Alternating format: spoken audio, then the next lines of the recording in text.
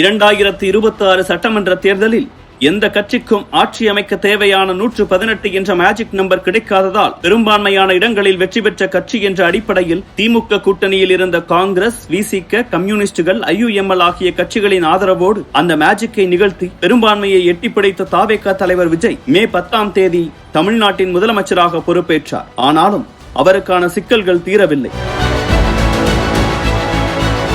முதல்வராக பொறுப்பேற்றதும் அடுத்த 3 நாள்களில் சட்டமன்றத்தில் தனது ஆட்சிக்கு பெரும்பான்மை இருக்கிறது, தன்னால் நிலையான ஆட்சியை கொடுக்க முடியும் என நம்பிக்கை வாக்கெடுப்பை மேற்கொள்ள செய்ய ஆளுநர் உத்தரவிட்டார். என்னதான் திமுக கூட்டணி கட்சிகள் ஆதரவு இருந்த போதும் எதற்கும் இருக்கட்டுமே என அதிமுக தரப்பிலிருந்து விஜய் சார்பில் பேசி வைத்திருந்தனர்.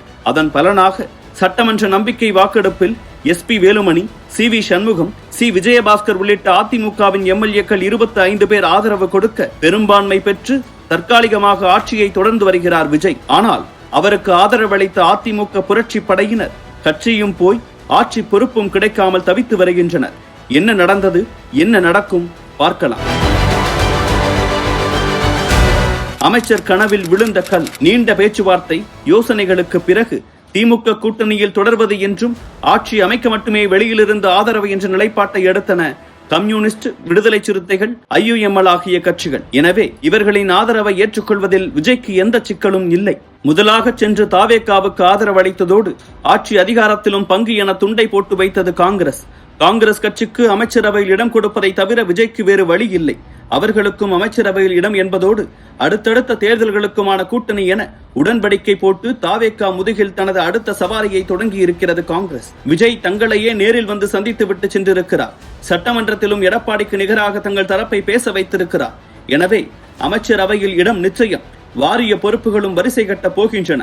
எந்த துறையை வாங்கலாம், எந்த வாரியங்களை யாருக்கு ஒதுக்கலாம் என அதிமுக புரட்சி படை கணக்கு போட்டுக் கொண்டிருந்தது. அமைச்சர் பதவி, வாரிய பொறுப்பு பெற வேண்டும் என்பதற்காகவே அதிமுகவின் ஒரு தரப்பினர் விஜய்க்கு ஆதரவு தெரிவித்திருக்கின்றனர் என எடப்பாடி பழனிசாமியும் சோஃபாவை அனுப்பி ஆட்சியை தக்க வைத்துக் கொண்டிருக்கிறார் விஜய் என எதிர்க்கட்சி தலைவர் உதயநிதி அவர்களும் கடுமையாக விமர்சனம் செய்தனர். மேலும் ஆட்சி அமைக்க ஆதரவு தெரிவித்த விசிக, கம்யூனிஸ்ட் கட்சிகள் எல்லாம் அதிமுகவினரை ஆட்சி அதிகாரத்தில் சேர்த்துக் கொண்டால் தங்கள் ஆதரவு நிலைப்பாட்டை மறுபரிசீலனை செய்ய வேண்டி வரும் என தாவேகா தரப்பை எச்சரிக்க தொடங்கினர். அது மட்டுமல்ல, ஊழல் புகார் இருப்பவர்களை அமைச்சரவையில் சேர்த்துக் கொண்டால் தூய சக்தி என சொல்லி ஆட்சி அதிகாரத்துக்கு வந்த பிம்பம் உடைபடும் என்ற அச்சமும், தேவையில்லாமல் அவர்கள் மீது இருக்கும் வழக்குகளை தாங்கள் சுமக்க வேண்டியிருக்கும் என்ற அச்சமும் SP வேலுமணி தரப்பினருக்கு அமைச்சரவை பொறுப்பு கொடுப்பதில் விஜய்க்கு தாமதத்தை ஏற்படுத்தியது. அவர்களுக்கு அமைச்சரவை கொடுக்க முடியவில்லை என்பதாலேயே கிட்டத்தட்ட 20க்கும் மேற்பட்ட துறைகளுக்கு அமைச்சர்களை நியமிக்க முடியாமல் தவித்து வருகிறார் முதல்வர் விஜய் என விமர்சனங்கள் பறந்தன. ஆனால் பத்திரிகையாளர்களை சந்தித்த அமைச்சர் ஆதவ் அர்ஜுனா, அமைச்சரவை விரிவாக்கம் கூடிய விரைவில் நடைபெறும். காங்கிரஸ், விசிக, IUML என எல்லோரும் அமைச்சரவையில் இடம்பெற வேண்டும் என்றவர். CV சண்முகம் தரப்புக்கு அமைச்சரவை கொடுக்கப்படுமா என கேட்கப்பட்டதற்கு யூகங்களுக்கு பதிலளிக்க முடியாது. அவர்களும் அமைச்சர் பொறுப்பு கேட்டு எங்களிடம் வரவில்லை. சட்டமன்றத்தில் யாருக்கு ஆதரவு அளிக்க வேண்டும் என்பது ஒவ்வொரு உறுப்பினரின் தனிப்பட்ட உரிமை என கூறி எப்படியாவது அமைச்சர் பொறுப்பை வாங்கிவிடலாம் என கனவில் இருந்த புரட்சி படையின் கனவில் கல் எறிந்தனர். பறிபோன கட்சி பொறுப்பு. விஜய் அரசின் மீதான நம்பிக்கை வாக்கெடுப்பில் எடப்பாடியின் உத்தரவுக்கு எதிராக செயல்பட்ட SP Velumani, CV Shanmugam, Natham Viswanathan, C Vijayabaskar உள்ளிட்ட அனைவரின் கட்சி பதவியையும் பறித்துவிட்டார் எடப்பாடி பழனிசாமி. பெரும்பாலான கட்சி உறுப்பினர்களின் ஆதரவு தங்களுக்குத்தான் இருக்கிறது. எனவே பொதுக்குழுவை கூட்டி எங்களை நீக்குவது தொடர்பாகவோ, விஜய் கட்சிக்கு ஆதரவு தெரிவிப்பது தொடர்பாகவோ, பொதுச் செயலாளராக எடப்பாடி பழனிசாமி நீடிப்பது தொடர்பாகவோ முடிவெடுக்க வேண்டும். கட்சியிலிருந்து நீக்கப்பட்ட சசிகலா, TTV தினகரன் உள்ளிட்டோரை கட்சியில் சேர்க்க வேண்டும். கட்சி பிரச்சனைகளை அமர்ந்து பேச வேண்டும் என கோரிக்கை வைத்தனர் புரட்சி படையினர்.